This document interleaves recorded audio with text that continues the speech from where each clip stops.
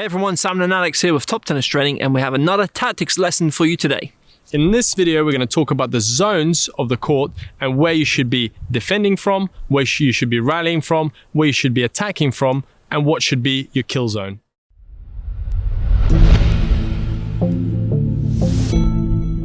Now it's important to know which zone you're actually making contact in, and each zone will have its own tactical intentions with that shot. Now it's vital to know what you're doing in each zone so you can make better decisions, you can hit correct shots, and you can construct points better. Now before we move on with the lesson, please subscribe to the channel. This helps us grow and helps us make more videos like this in the future. You can do so by pressing the button under the video. So the zone furthest back at the end of the court is your defense zone. This is where you're going to be playing most of your defensive shots. Then we have the rally zone. Inside that we have the attack zone. And inside that we have the kill zone. Now stay tuned towards the end of this video where we'll give you a great drill and something that you can do to improve your shot selection in the different zones. So the first zone we're going to cover is the rally zone. This is where you're going to be starting most of your points. You're going to serve from here, or you're going to return serve from this position. Now on the first serve you might land inside the court and be in that attacking zone, and on the second serve you might step forward and attack the opponent's weaker second serve inside that attack zone. But in general, you're going to be in this zone when you're starting the points. Now this is where you want to construct your points from. This is where you want to build and start to try to dictate play.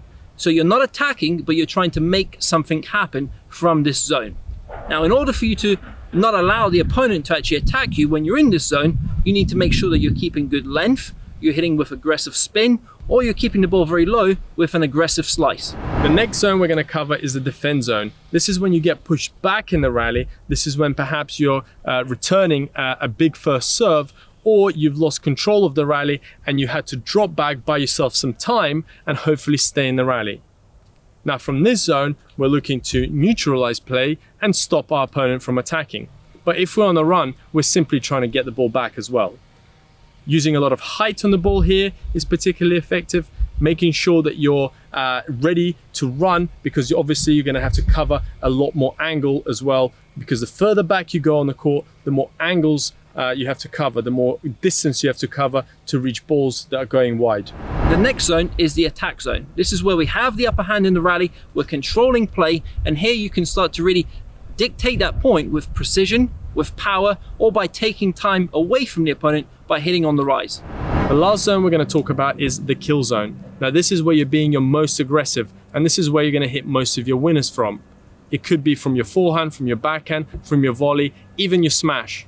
But from this zone, you're looking to kill off points, you're looking to put balls away, and you're looking to do something with the point.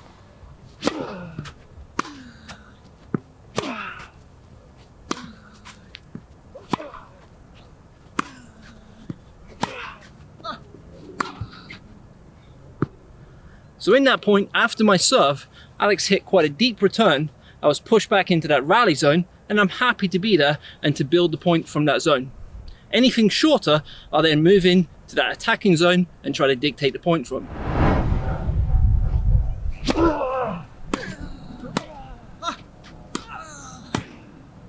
Now off my first serve, I can go straight into that kill zone. If I hit a good first serve and I've already committed to going forward, that serve and volley can work out really well like it did on that last point.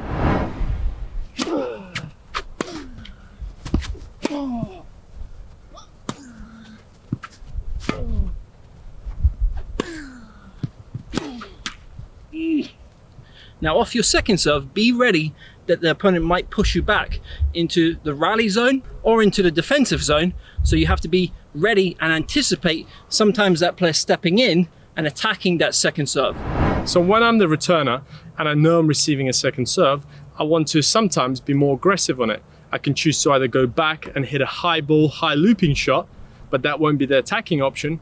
That'll be more of a neutralizing option. I want to this time attack. So I'm gonna step in, I'm gonna cut the angles down, I'm gonna go forward, and I'm gonna try and do more with that return. Simply because the second serve often offers you the chance to attack. It gives you a slightly slower ball that you can take time away and really push back your opponent. So hopefully get my opponent going back into the defense zone and myself going into the attack zone.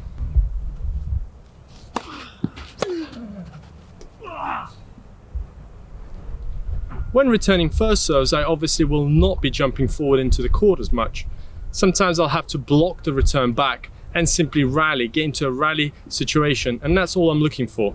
So here I'm looking for a quality return going deep, so I want the ball to push my player back into the rally or the defend zone and hopefully start the rally that way. I don't want my opponent attacking off my return, and that depends on the quality of my return.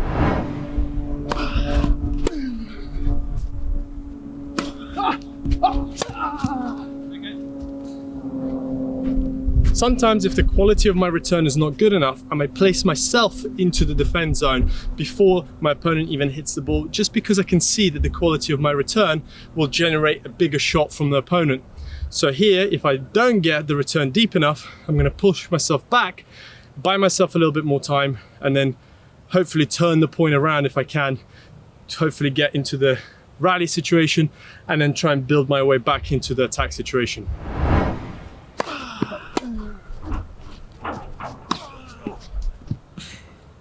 So there I could see that my return wasn't good enough. I pulled myself back, but even that wasn't good enough because my opponent hit the winner. But that's expected. At least I was giving myself the best chance to get to that ball by giving myself time.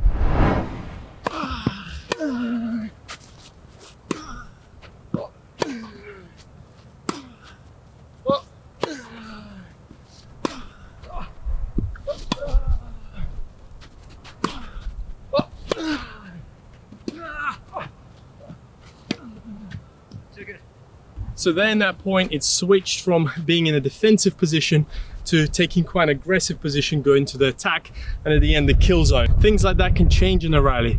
If you haven't hit a good enough shot, make sure you give yourself time. If one of your shots has actually gone better than expected, like there, when I hit my shot deep and I pulled him back, I can see my opponent in the defense position. So now I can push into the attack zone. So you always judge by where your opponent is to where you can place yourself. Don't go for the attack if your opponent is in the attack. But if your opponent is defending, now's the time to step forward a little bit more and look for that slightly shorter ball. And a lot of the times people who are defending will drop the ball short simply because the ball has a longer distance to travel. So they don't hit it as hard. Sometimes they push back, but their body weight is moving back. So it's very difficult to achieve good length. So therefore, if you are ready for that ball and you stand closer to the baseline, closer to that attacking position, you've got a chance to take that ball on and convert the rally into a more attacking play. Now, if you want to win more tennis matches, make sure that you click on the link below this video and download our free tactics guide. So now for the drill, how can we improve our positioning and shot selection in tennis? Well, in this drill, I'm going to feed Simon 4 different shots. One will be defensive, so he'll have to defend off that shot. One will be a rally ball, one will be an attacking ball, and one will be the kill zone, the killing ball. And he has to say what ball it is before the ball crosses the net.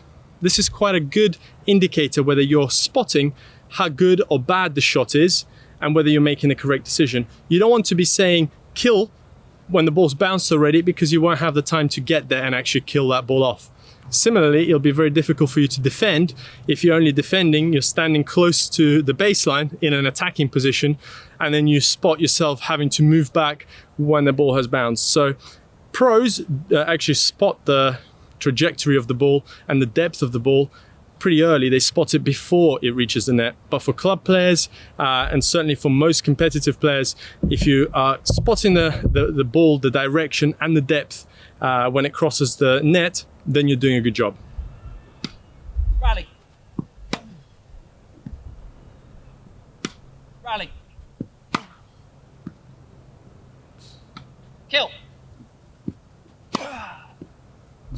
Now here as a coach, you're looking to recreate a normal shot. So you need to make sure that you're placing yourself behind the baseline, giving your player enough time to read the ball and actually make the correct choice.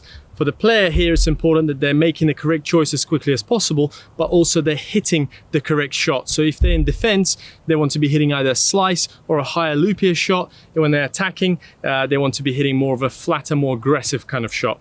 Now it's also a lot easier to spot the kill ones because they're a lot slower and easier. So sometimes even a player can change their mind because they think there's going to be attack, but then they realize they're there, so it could be a kill. So things like that also happen, but it exactly recreates the point and how we feel when we play a rally.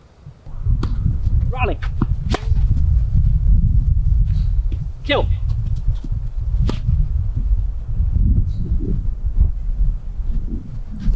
Rally.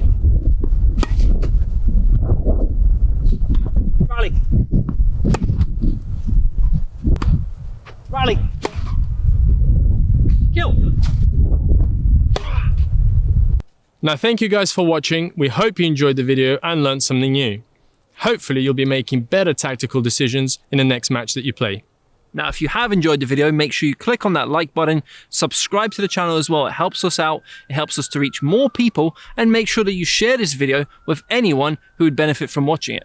Signing off, Simon and Alex, all the best and see you soon.